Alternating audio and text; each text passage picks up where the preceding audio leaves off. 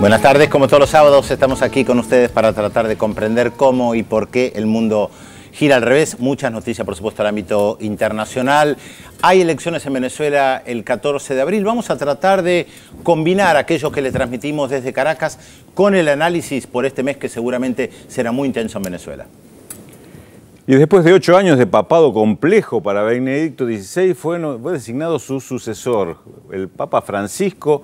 El cardenal Bergoglio, argentino, es quien debe asumir esta etapa complicada, difícil, muchos escándalos que han rodeado sobre todo un año 2012 que quizás haya sido el más difícil para el Vaticano en muchos años de historia. Vamos a estar conversando también con Fortunato Malimachi, sociólogo, especialista en estos temas sobre el perfil del nuevo Papa, pero sobre todo sobre la etapa que se inicia y los desafíos que va a tener que afrontar. Y también nos vamos a ir hasta Asia. Por un lado, hubo nuevas autoridades en China. Les comentamos que hay un nuevo presidente que se llama Xi Jinping, que reemplaza al presidente Hu, y un nuevo primer ministro, Li Keqiang. Pero nuestro informe va a ser sobre Corea del Norte, porque aquella vieja guerra de los años 50, la guerra de Corea, que había establecido un armisticio, eso se quebró por decisión de Corea del Norte, y en este momento hay fuertes choques con Estados Unidos.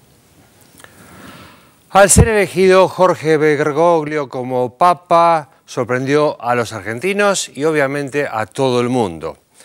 Me gustaría una iglesia pobre para los pobres, dijo, y fue una de sus definiciones.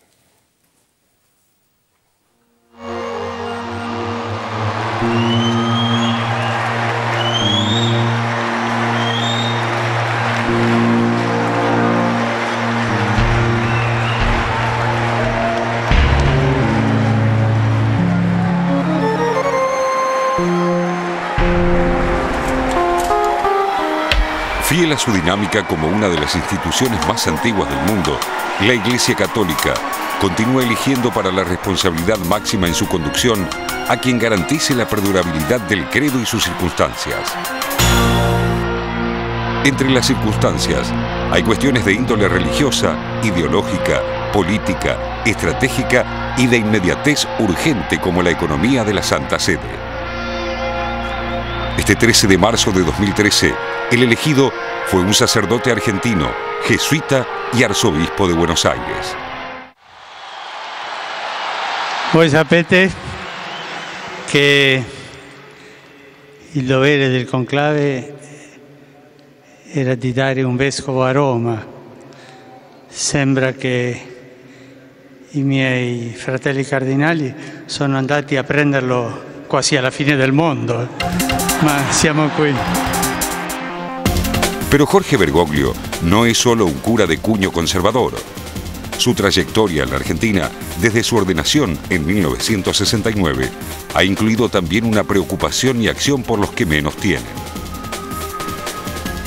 Nació en Buenos Aires el 17 de diciembre de 1936. Estudió y se diplomó como técnico químico y en 1958, algo tardíamente, ingresó al seminario de Villa Devoto de la Compañía de Jesús. En 1963 se licenció en filosofía y ejerció como docente.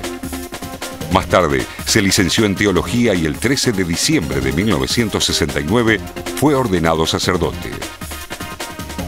En 1973 fue elegido provincial de Argentina entre los jesuitas, cargo que ejerció durante 6 años. El 20 de mayo de 1992, Juan Pablo II lo nombró obispo titular y auxiliar de Buenos Aires.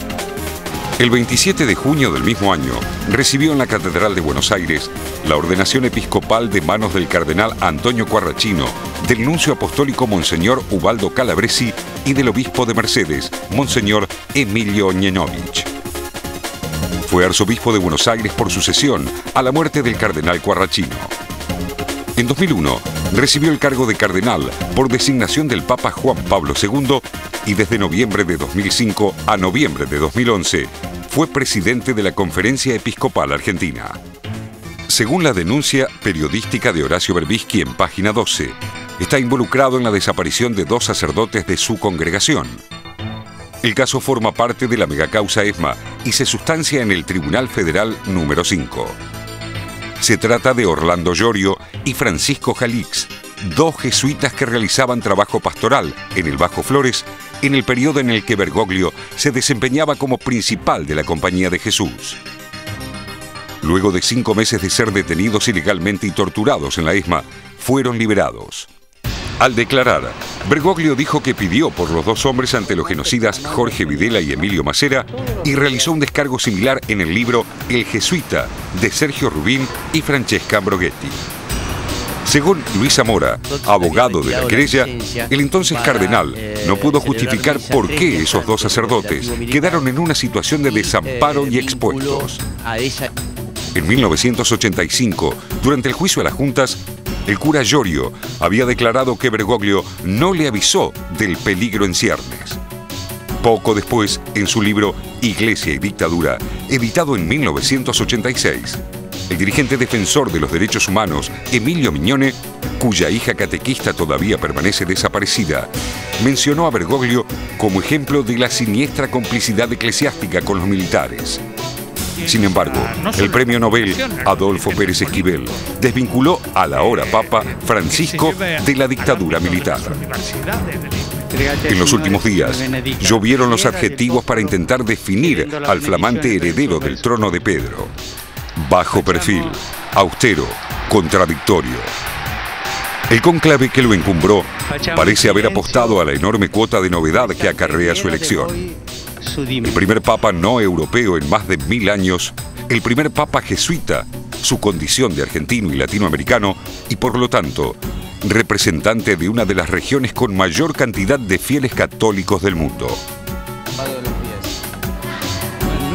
Es imposible predecir sus primeros pasos, pero el perfil de su papado seguramente estará determinado por las decisiones que tome para sacar al Vaticano y a la Iglesia de la crisis en la que se encuentra. Para hacerlo, no solo deberá sanear y administrar las finanzas del Vaticano, también tendrá que decidir qué hace luego de leer el informe secreto sobre el estado de la Iglesia, encargado por su antecesor, revelado por el diario italiano La Repubblica, en el que se señalaría que la pederastía es una práctica extendida entre los prelados de todo el mundo y la existencia en el propio Estado Vaticano de una red de cardenales, sacerdotes y seminaristas dedicados a fiestas sessuali. Non cediamo mai al pessimismo, a quella amarezza che il diavolo ci offre ogni giorno. Non cediamo al pessimismo e allo scoraggiamento. Abbiamo la ferma certezza che lo Spirito Santo dona alla Chiesa, con il suo soffio possente, il coraggio di perseverare e anche di cercare nuovi metodi di evangelizzazione per portare il Vangelo fino agli estremi confini della terra. Una pesada tarea de depuración, cuya perspectiva, según se afirma, precipitó la renuncia de Joseph Ratzinger.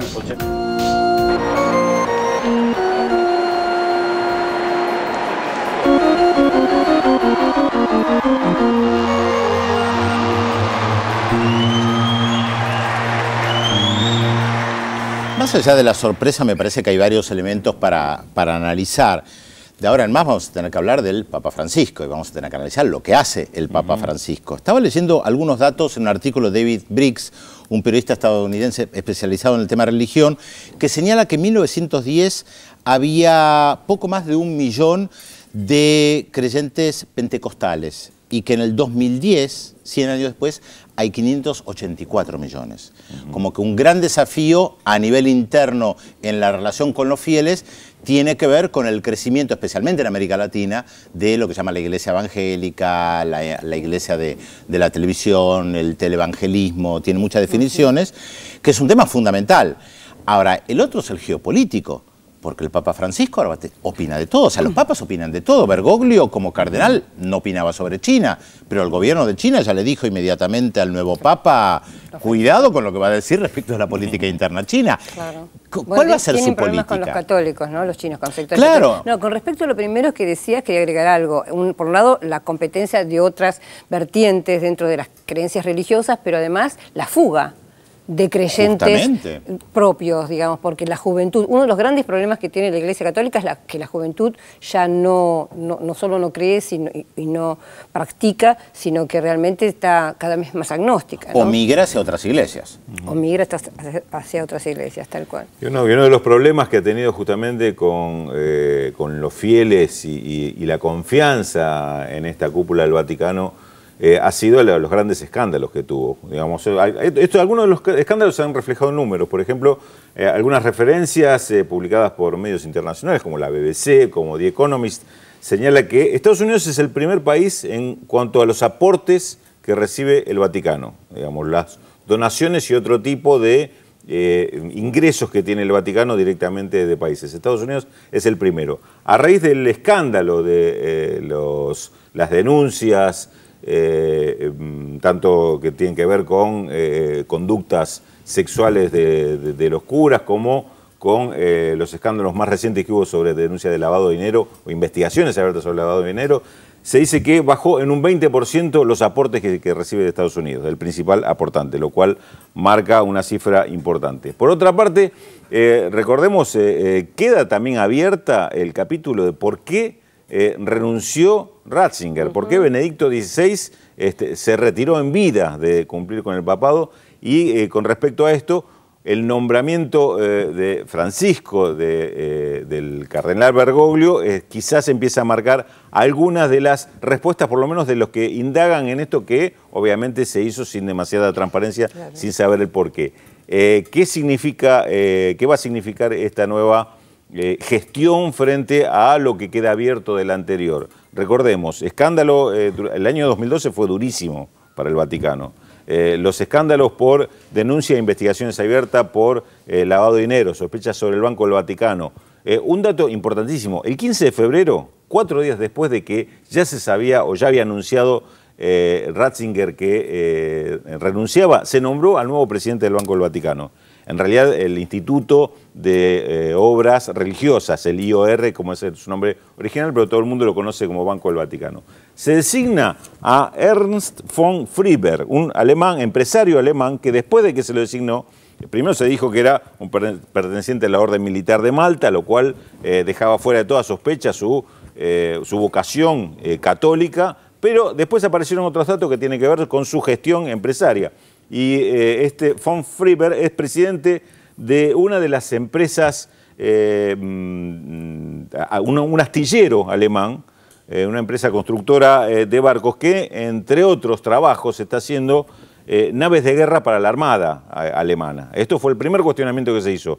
¿Cómo nombran a una persona ahí que trabaja en armamento bélico? Bueno, después salieron las aclaraciones, que esto es un contrato, prácticamente lo presentaron como un contrato casual, que la empresa es un astillero que se dedica a arreglar cruceros y a construir yates y no armamento bélico, pero este es otro de los temas. El escándalo del Banco del Vaticano es una de las cuestiones que seguramente, aunque no está dicho formalmente o oficialmente así, seguramente tuvo mucho que ver con la renuncia de Ratzinger, y más que seguramente tiene que ver con las primeras urgencias que va a tener el Papa Francisco para encontrarle alguna resolución, alguna salida o algún tipo de respuesta. Ratzinger dijo que justamente que no tenía fuerzas para enfrentar aquellos problemas que estaban en la actualidad en el Vaticano. Así que uno se puede imaginar la dimensión. Aparte, lo del Banco Ambrosiano, lo del Banco del Vaticano, tiene una larguísima data. No es que viene... Es decir, vos señalabas muy bien, Rulo, los últimos acontecimientos, pero la verdad es que las vinculaciones con la mafia, las vinculaciones con el lavado del dinero,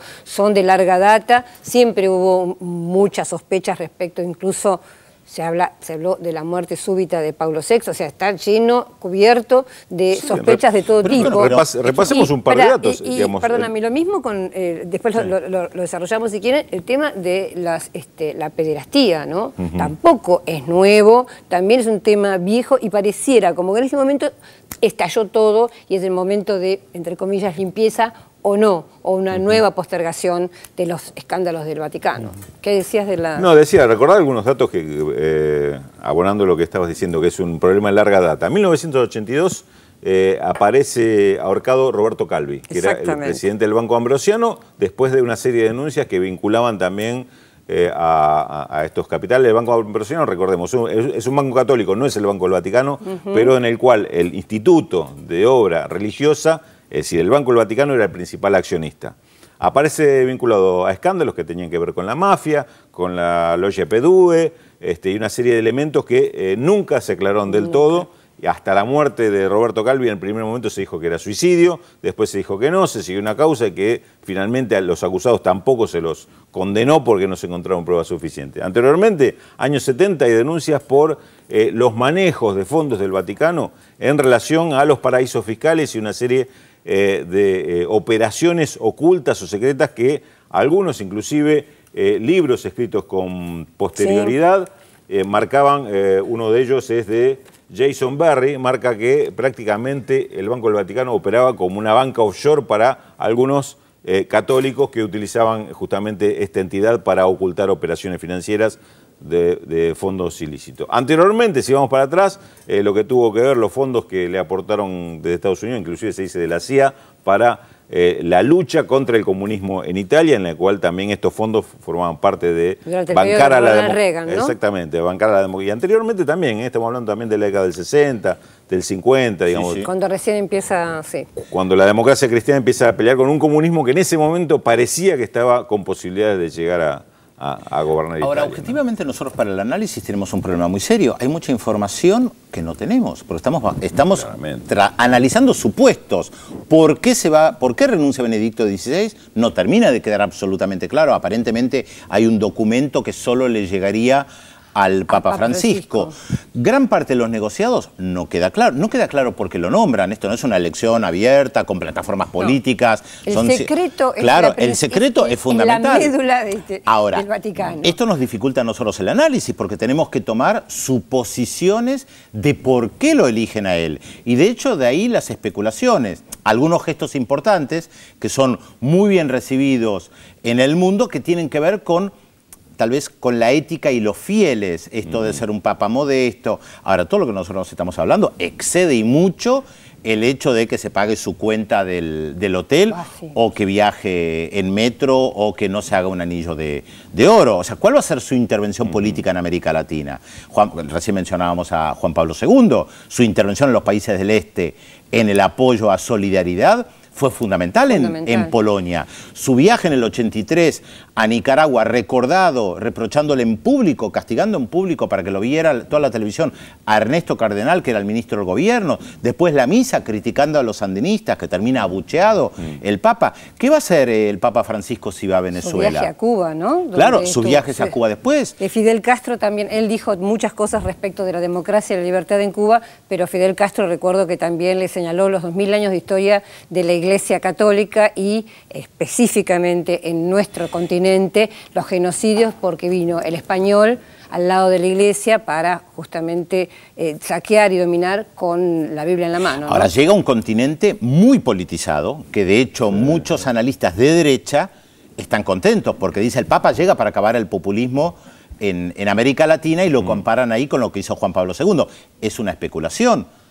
No lo sabemos. Sí, no lo sabemos porque también recordemos que es cierto que la figura de Lech Walesa era desconocida prácticamente para el mundo hasta que Juan Pablo II lo levantó como prácticamente el líder del anticomunismo, pero también era un sistema que estaba en descomposición. Sí, digamos. pero No, me parece que es exactamente verdad. al revés que América Latina, que está en un proceso de construcción de un nuevo camino y de una con nueva gobiernos alternativa. democráticos, a Con diferencia gobiernos de lo que democráticos. había en Polonia en su momento. Ahora, me llamó mucho la atención, ahora que estamos hablando de la región, un poco la actitud de supremacía de Estados Unidos que siempre se hace sentir. Porque ¿cuál fue el comentario del presidente Obama? Tenemos un papa americano. Claro, bueno, está bien. Sí, pero objetivamente es verdad. Objetivamente es verdad, pero nosotros sabemos cómo usan la palabra americano los norteamericanos. Y ¿no en es América cierto? Latina se siente que es un papa latinoamericano y no americano en este y sentido. dice, el primero de las Américas, habla de la fuerza y la vitalidad de una región de la que está dando forma creciente en el mundo. Entonces me Sí, digo, la CELAC. ¿cómo es ser la supremacía que ya algo que en realidad no le pertenece lo hace suyo, ¿no? Interesante, igual después lo vamos a seguir analizando. Seguir hablando, por supuesto. por supuesto. Que vamos a saludar a Félix. ¿Qué tal, Félix? Hola, ¿qué tal? Muy buenos días. Bueno, queremos antes que nada agradecer a todos los televidentes que se han comunicado con nosotros para felicitarnos por el premio que ha sido otorgado por la Universidad Nacional de Quilmes. Al programa sí que es un orgullo para nosotros. Después lo vamos a comentar. Sí, después lo vamos a comentar, pero quería agradecer, claro está, porque se están comunicando al 0800 444 1777 y al 45350709.